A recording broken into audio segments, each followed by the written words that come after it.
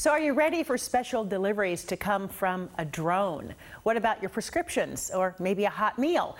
It's already happening in some cities across the United States. And today the state got a look at what an aerial drone highway might look like here in Washington. King5's Drew Mickelson shows us how it could potentially work. Drew, this sounds fascinating.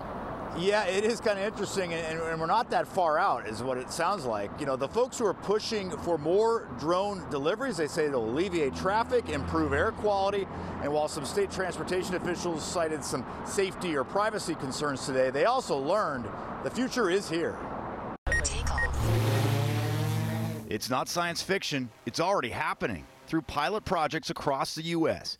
Medical supplies delivered by drones in Ohio, and a Southern California mini mall offering neighboring communities aerial deliveries of beer. All the same issues you have with on the ground is how do we apply that to the air? State Transportation Commissioners heard a presentation from Michael Helander, CEO of Airspace Link, a company that's plotting out those aerial highway test routes.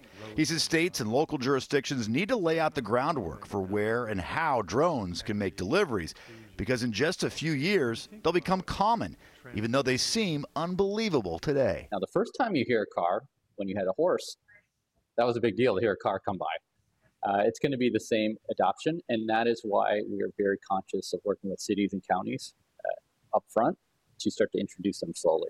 But the executive director of the Transportation Commission says any drone highway guidelines in Washington are years away. There's a lot of, site issues, city ordinances, laws, and all that coordination is going to be complicated just to make sure the public feels comfortable, because that's also kind of a huge issue is, do I know that drone flying over my house isn't recording? Is it coming by my window? So we have about 40 data sets: land use, zoning, schools, hospitals, number of lanes, population densities hourly.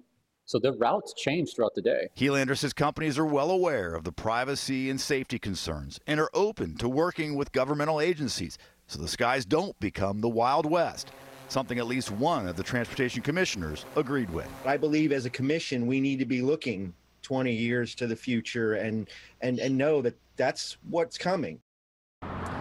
The Transportation Commission will likely pass on recommendations to legislators who will set up some future rules and regulations. Now, you heard that commissioner mention 20 years. I asked the CEO, what are we talking about 20 years down the road? He said we'll be way past prescriptions or beer or pizza. He says people will be able to call for drones and get delivered in unmanned aircrafts to places like Seahawks games or SeaTac Airport, taking people off the road. We'll see. Live in Olympia, Drew Mickelson, King 5 News.